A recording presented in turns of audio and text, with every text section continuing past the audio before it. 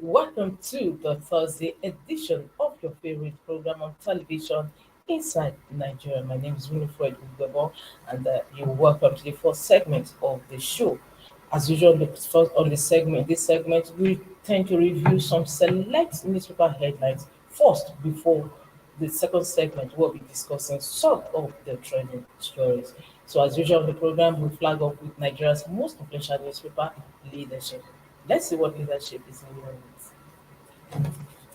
Leadership.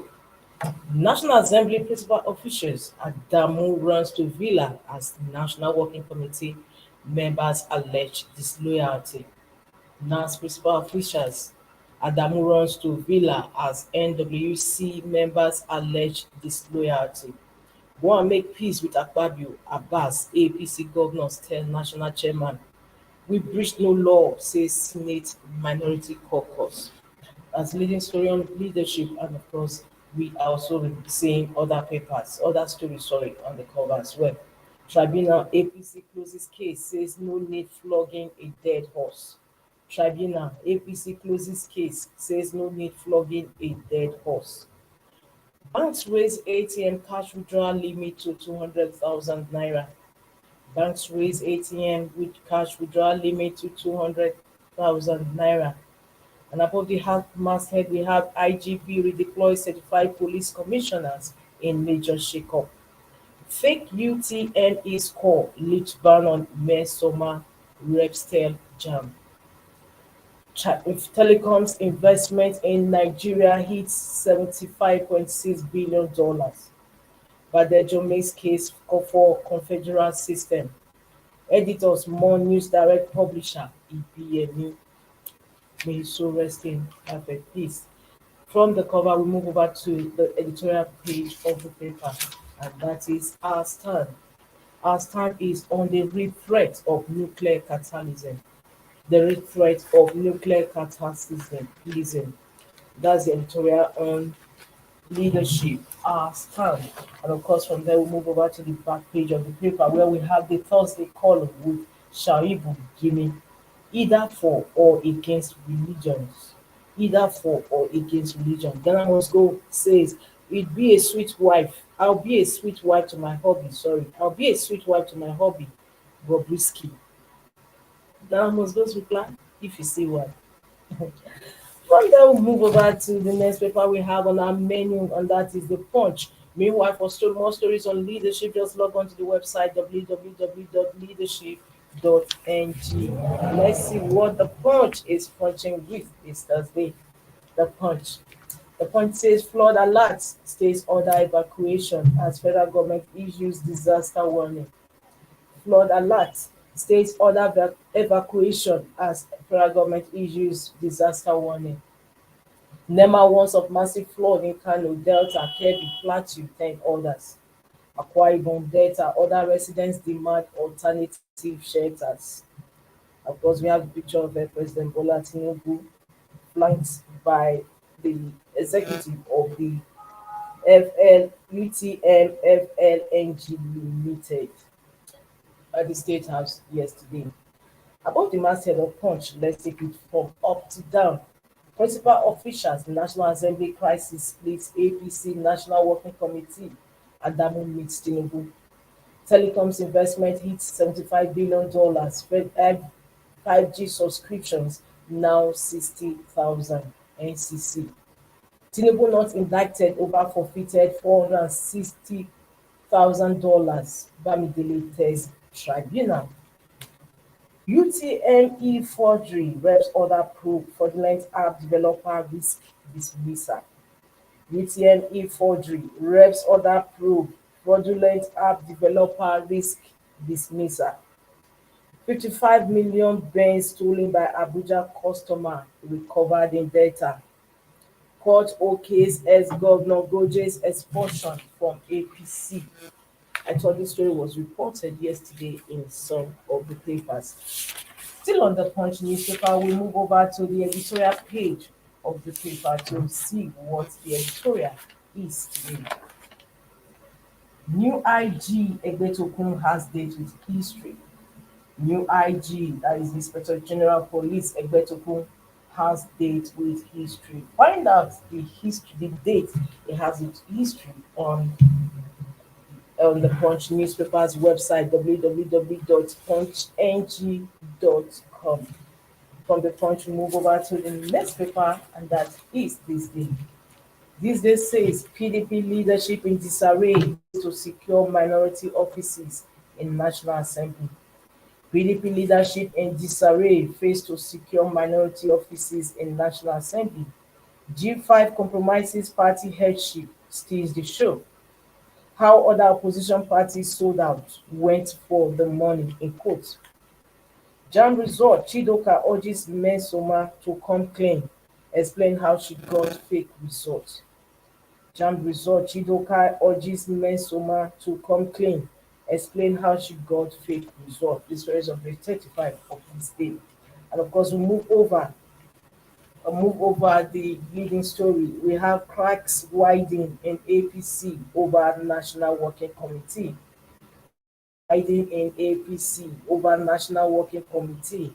President meets National Chair, Secretary at State House. Madcom, Madcom, choices of minority leaders constitutional. From there, we move over to the stories above the masthead. Tinubu Shettima, APC closed defense in Obi articles petitions. Tinubu Shettima, APC closed defense in Obi articles petitions. So it's on page 8 of this day.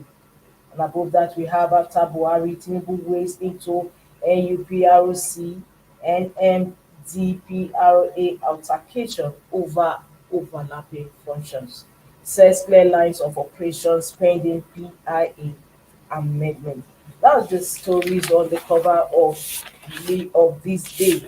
We, as usual, move over to the editorial page of the paper to see what the editorial is saying today. This day's editorial says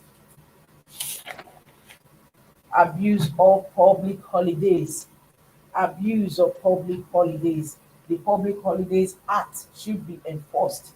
There should be an end to frivolous holidays which impinge seriously on national productivity.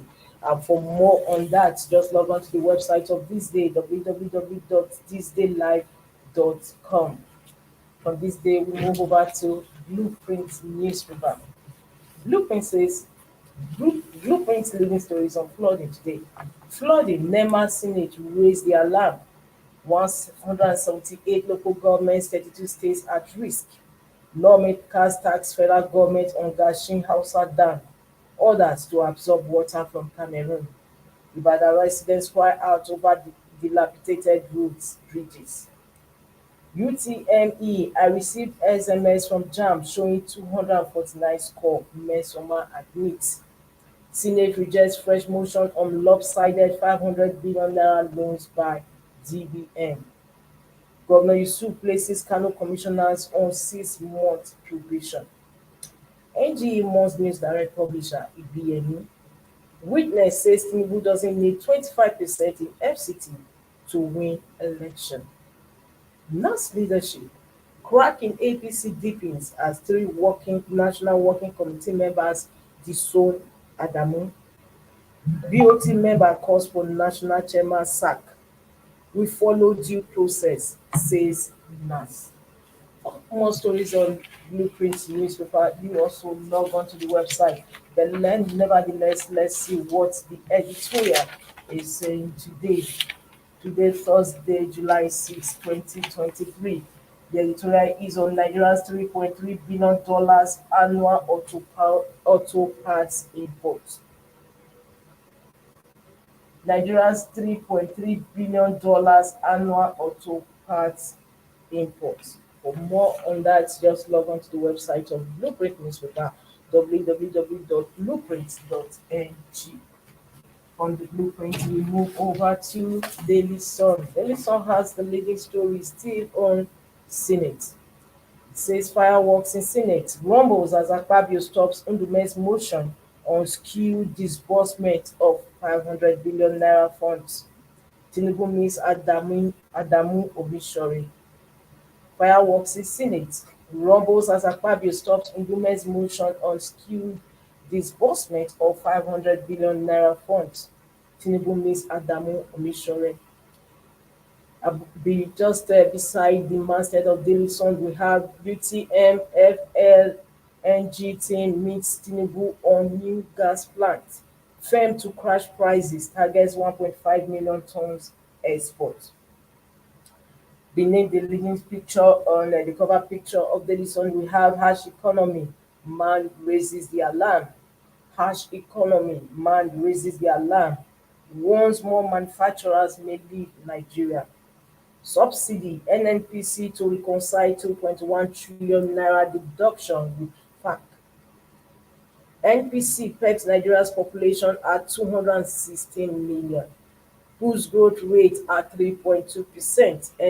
NPC polls Tinubu APC close case in Obi Atiku PDP's petition. Senate Majority Leader defends President's victory.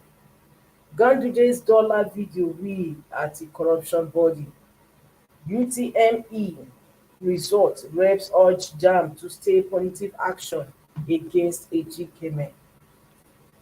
And just like every other paper, we move over to the editorial of Daily Sun on its editorial page today. And the editorial is on curbing the sickle cell scourge.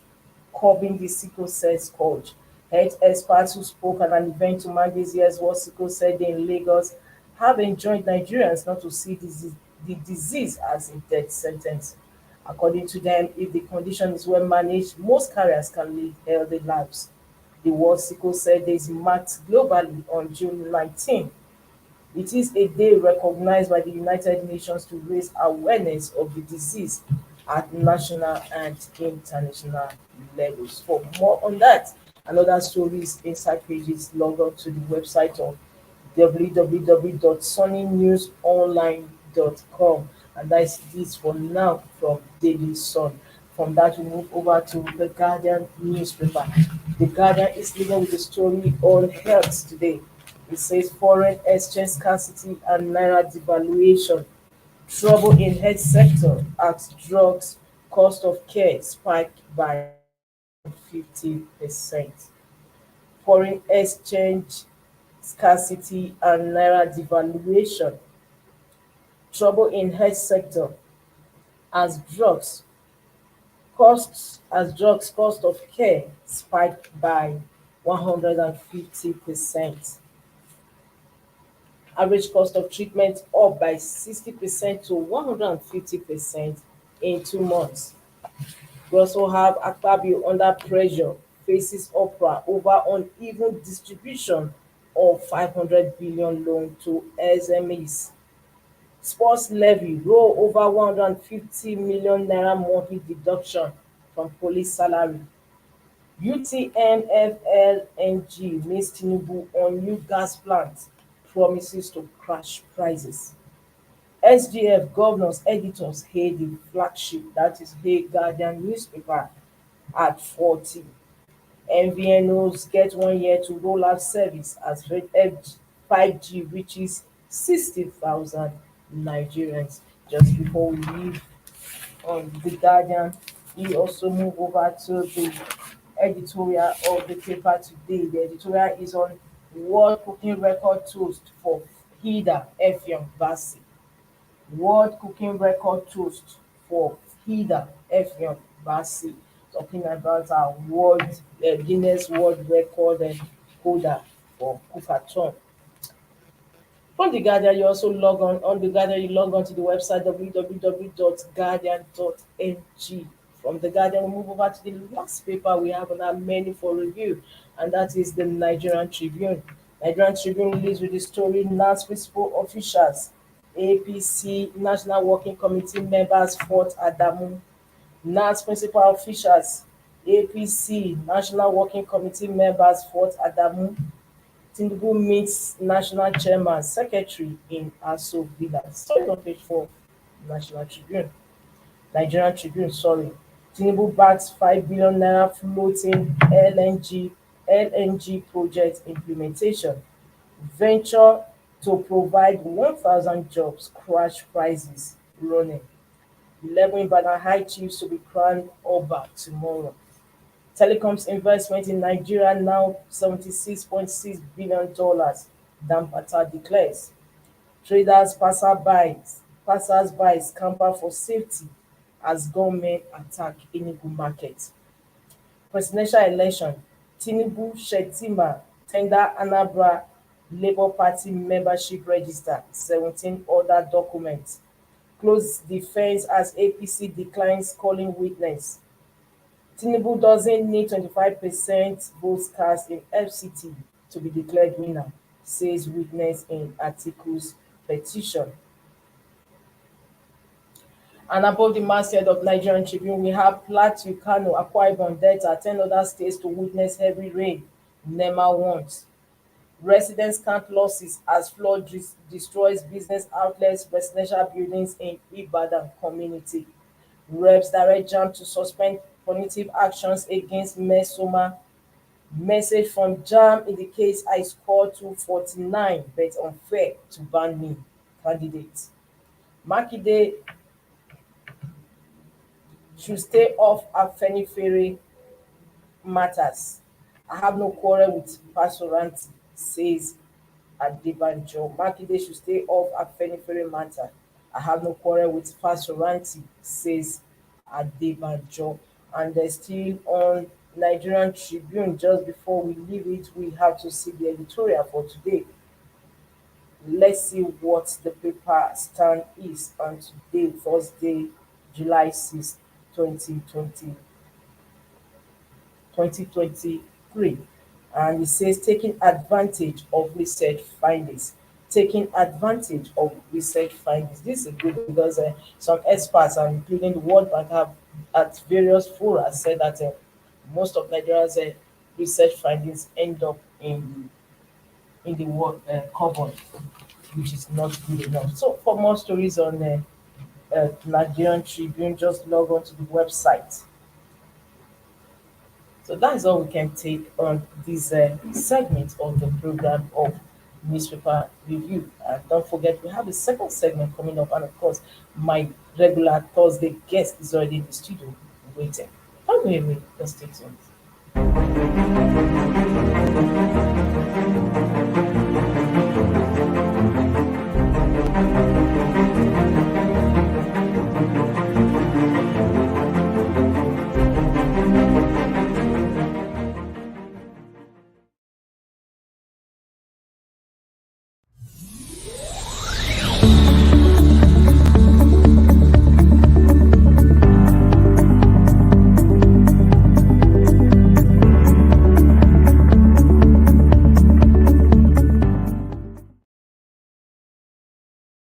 Welcome back. In case you're just joining us, the program is Inside Nigeria, your breakfast show on television. My name is Winifred Igbo once again. And of course, with me in the studio, I have my Thursday guest. He's a political scientist, he's also a public affairs analyst, Olamilekan Adefolare. Thank you so much. Thanks for having me. A very good morning to our viewers. Very good morning to you too. So we are going to be discussing some topical issues today on Inside Nigeria discussion segment. And of course, we are throwing light on the flood alert. Flood alert. You know, there's a saying, Adefolare, that it's only a fool that keeps doing the same thing repeatedly and expect a different result. Every year, we keep getting of a report or warnings of a flood alert, and at the end of the day, nothing is done about it. The flood will come, and lives are taken, properties destroyed. I think what we need to just re-emphasize at this point in time is that between the period that the last flood incident happened and now, what have the government agencies in charge? What have they done? What are those state government who were victim of those? No, they said 32 states are exactly at risk. About 178 local government also included. Yes. So what we have been asking is that majority of these people are waiting on the federal government. Although the federal government still have a chunk of activities to be carried out, project or program to be carried, especially on the dam that's supposed to absorb this some of this water. Although we are not going to leave that for the federal government alone. What are the state? What are they doing about creating a buffer that can also absorb the ones that the federal government dam have? May not be, because if you say the federal government dam should absorb all of it, that will not be possible. the waters are passed through the city centers. Yes. Where are they going? So like the one that happened in Abuja recently, all the water came all the way from city centers Exactly. down to some And areas about that 200 homes were homes submerged were in submerged. that flood. It was tragic. Exactly. And right now, there was report that those houses were on water Flood lines, exactly. and that Water they should line. evacuate. Yes, that they have to demolish those, and the people are raising dust That they will not leave. that they will not leave. That's So normal. what is going to happen? I think the thing is that when Abuja is being planned, I know different administrations have come and gone. So when one administration stick to the rules, the other one will just come and just allow the rules to be flattened. And that's what has really happened. Like that area they are talking about, there's a river at the end of that trade mall in Lugbe. There's a river that water is going into. And Those most times, houses yes, and now I was blocking talking, exactly, I was talking. So I was expecting that maybe by now the government would have understood that this area is not meant for building. And those buildings have been there, some of them 10, 15 years. I remember there was a period that about 500 housing units was demolished in that same exit. If you remember, it was demolished, and the plan was that those land would be given to the legislature, to the National Assembly members. But what we see now, a new estate just springing up in those environments. That's to say that the laws that are supposed to guide how houses and a particular environment to be protected have been flattened. And that's why we are seeing the victim of people are part and parcel of what is causing as a result of the flood. Now, what is the lasting solution to it? Because we cannot have every year NIMET will issue warning or alert of impending flood that is going to be drastic, and you now start telling the residents of such places, oh, vacate this area, we have to move. And then you ask yourself, where would these hapless Nigerians move to? The thing is that the entire, let's say for example, it has been planned. Let's take example Abuja for example. What should be the lasting solution? The solution, people have suggested we should build dam. But the water is going through somewhere to the dam. These are the waterways. Like this your area that where your office is located. It's going to be if it's going to be waterway, definitely they will take out some areas. But what we have discovered that even when that area is meant for waterway, people will still flat the law and go and build there. And it's as a result of the poor functioning of the authorities. Yes. The FCDA or whatever is in charge of building Abuja, they have just left their guard on. That's why you see that estate is just springing up everywhere. There are high land, there are low land. And low land are more subjected to flood water. So how come that we allow estate to be springing up in low land? If you go to Pape now, you will see some houses they are building in FCT, in low land, where you know that definitely when water is coming from the upland, it will move into that area. So what are they doing? They have allowed the land to be occupied, and people have built houses. The same thing happened to the tree mall. Is it a low land or a high land? It's high land and low land. If you are entering Pape, that is the low land area. If by the time you descend up to the hills, you have passed the low land. But all the water that will be coming from that area is coming somewhere. But we have started allocating lands in those places for people to be building. And what do you think that in 10 years time, 15 years time, when there is rush of water, those places will suffer? And that's the same thing that is happening to the trade mall estate. So we just hope that it is not just about building dam, but making way for the dams to have access whereby water can flow directly to the dam. That's also that mean that most of our states, they don't have a good urban planning in place. Not that the laws are not there that will give more room for good urban planning. The thing is that we flat the law. As I said earlier, a government will come, will obey the law. The next set of people that come, they will disobey the law and just give the land out to people. And that's what is happening in FCT. If you go around FCT now, you see that land are being allocated for estate building here and there. But they are forgetting that those places were segmented for waterways. And how come they are not giving it out for estate and buildings? And in state, it happens also. In state owned is that the problem with the state is that even though they have the laws that they want to implement to ensure that there is free flow of water to their dams, but the people have believed that this is our land. It's our heritage. They don't want to leave. If you go to Kogi State now, those people living at the water bank between Kogi River and the Confluence River, they will tell you they don't want to leave. It's the same thing in Niger State. So what would the state government do? They have talk that want to relocate these people. When you relocate it, they'll come back to the same place. And I don't know whether it's punishment we need to bring at up. the end Sanction. of the day, there's obviously no end in sight. No end. There will be end in sight except we can obey the law. We can obey the law. That if a government come and obey the law, the next one that will come continue with that trend and obey the law. Like the FCT now, you'll be shocked that most land that our waterways and be allocated to people. And that's what is happening. We just hope that they will correct it and they will not allow people to build, then they will now come after and say want to demolish. Demolish what? All your people have spent millions of naira to do their building and you have collected levies, charges on those buildings and you now want to come and demolish it. But for the one that is happening in FCT, we just have to give it peace a chance. That area is waterway. And there is a river that is going to absorb that water at the end of the day in FCT. So you just allow that to happen.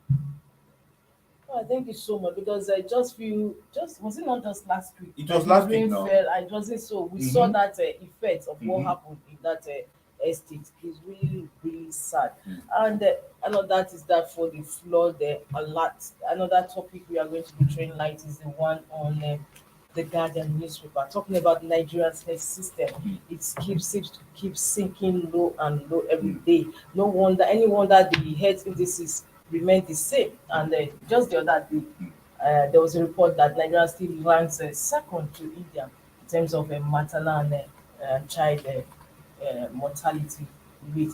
And I was asking myself, so we've not really made any appreciable progress over the years, considering the fact that during the time I was covering the beat as a journalist, that was many years ago, Exactly. it was the same indices, and several years later, the still is remain the same. And the guidance leading on it today that trouble in health sector has dropped cost of care spiked by 150%. Is because most of those drugs are still imported. We are not yet fine-tuned the economy of pharmaceutical sector in Nigeria, whereby we now understand the pharmaceutical sector will also contribute much to our GDP if we can domicile and have drug manufacturing companies here in Nigeria. Although we have few of them, but what are the drugs that they produce? They are producing the lesser one, maybe Panadol, paracetamol, maybe pain relief medication. That's what they produce. Although they are also going to multivitamins product they are producing. But the key ones that would really handle excessive health challenge, we are importing them. Although some of those companies also get licenses from mother companies abroad for them to be manufacturing them. So far, we have the environment to have the materials to use. But at the same time, it is still cost on the economy. So to the point that people spend so much on health materials and health products like Yes, drugs. out of pocket. And that brings us to because it's a whole lot. It's it's all encompassing. We're talking about National Health Act. National Health Act, of course, was the editorial and leadership yesterday. Talks about universal health coverage for all. And with that, in that National Health Act, is a comprehensive package. Exactly. Now, Nigerians are not supposed to be paying out of pocket for. That As you have to expert for save health. towards it. You save them No, when you're you. supposed to have insurance. Yeah, You're not that's supposed you. to be That's using your money. At the end of the day, this is the situation we are having. We're having about 70% of Nigerians out of pocket expenditure. they are even more than that.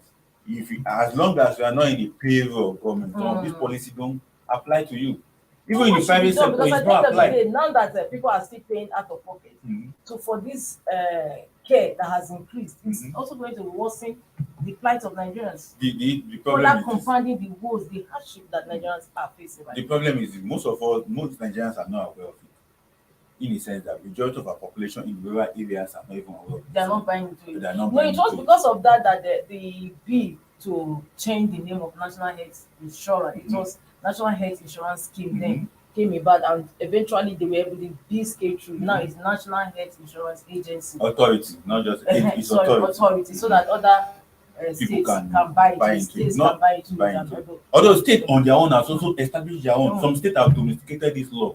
I know National State has its own. Some Yeah, Lagos some State has its state own. legislature has To take it to the down and the rural areas and so other that part of the state. privilege and But the challenge, just like other government functionary laws that we have in the country, that many people don't buy into it, as a result of the mistrust and lack of confidence.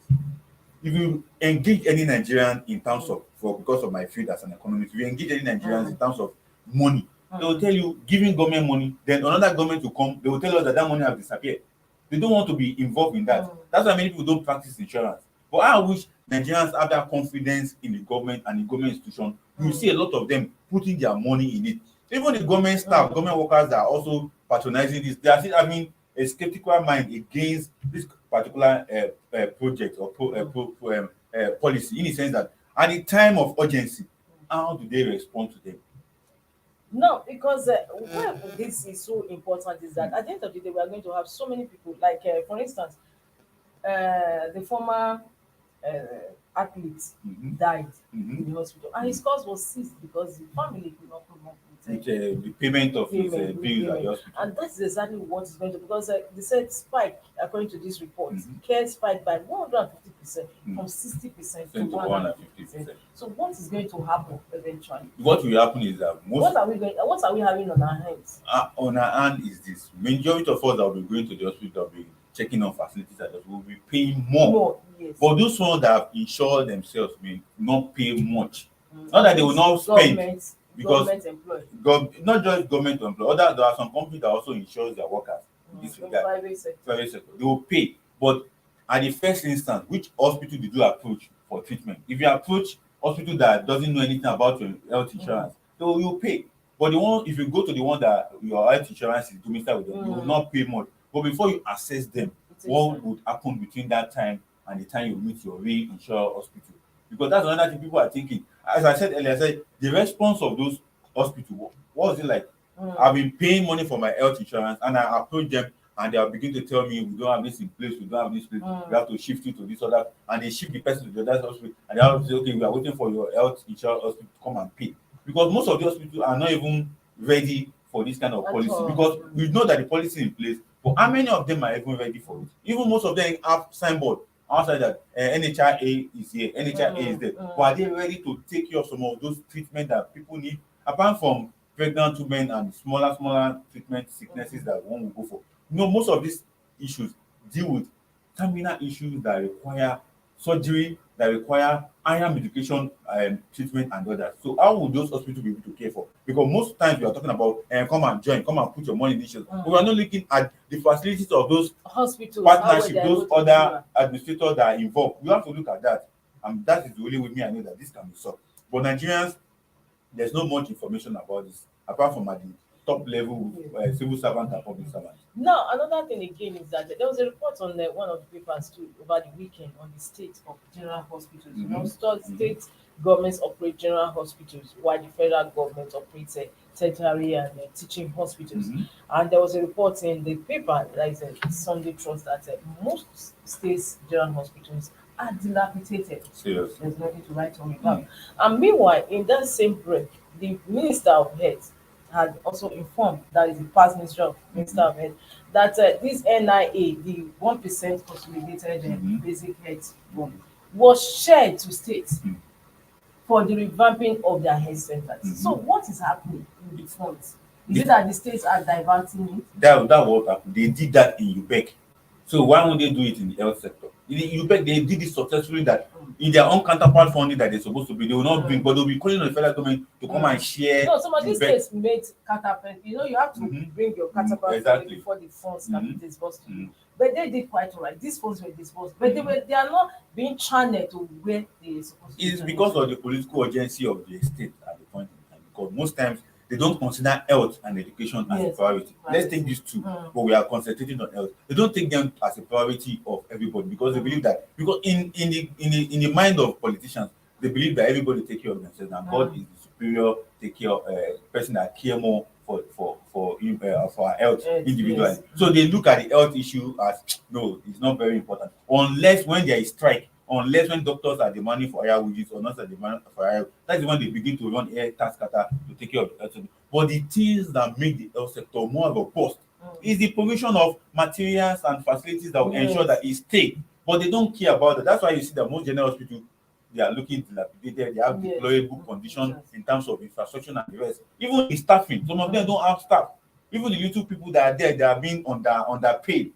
So what do you expect to happen in the health sector? So it's just a call on the state government that please take a cue from some states that have even gone higher, like Lagos, like Rivers, that have gone higher. Not by creating a lot of general hospitals, like in Nasarawa State, they almost created general hospitals in all the local government. But go and look at the state of those general hospitals. In Benue State, the same thing. But go and look at the state of the general hospital. And again, another attention we have to do is the primary health care aspect.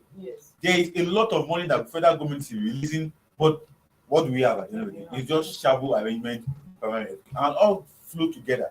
So we must not just address the general hospital, we must also look at the primary health care facility in the state also, because they are two working hand in hand, because the primary and the general hospital, they are the same thing. Yes, the permanent health sector actually is supposed to be under the purview of local government. But at Exactly. the end of the day, the local government chairman, they are at mercy of They are the still state waiting. government.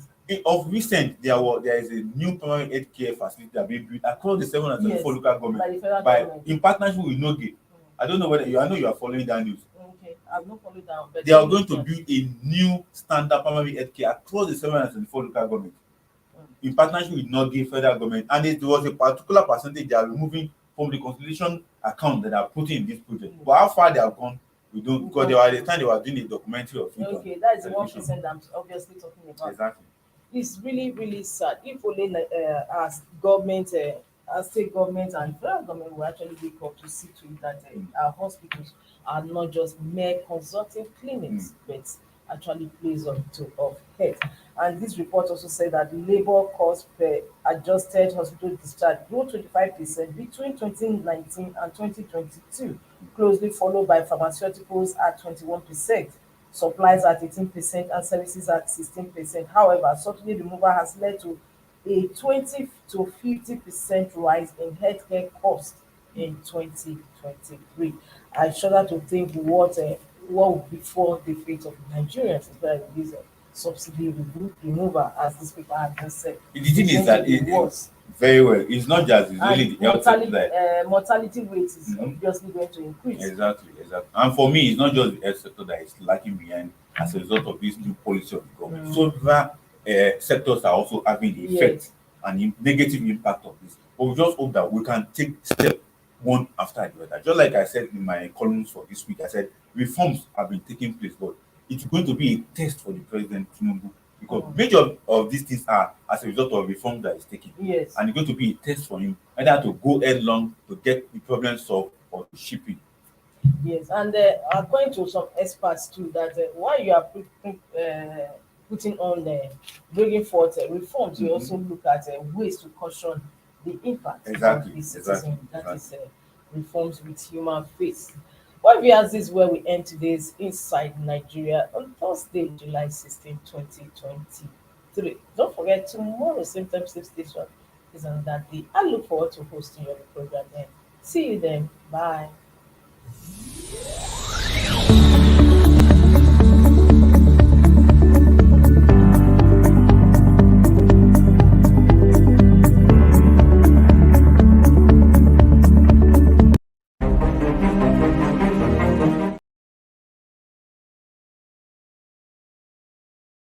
Thank you for watching. For sponsorship and advert placements, please contact 080-3688-6158. Last Word Leadership Podcast Studio. You have the last word.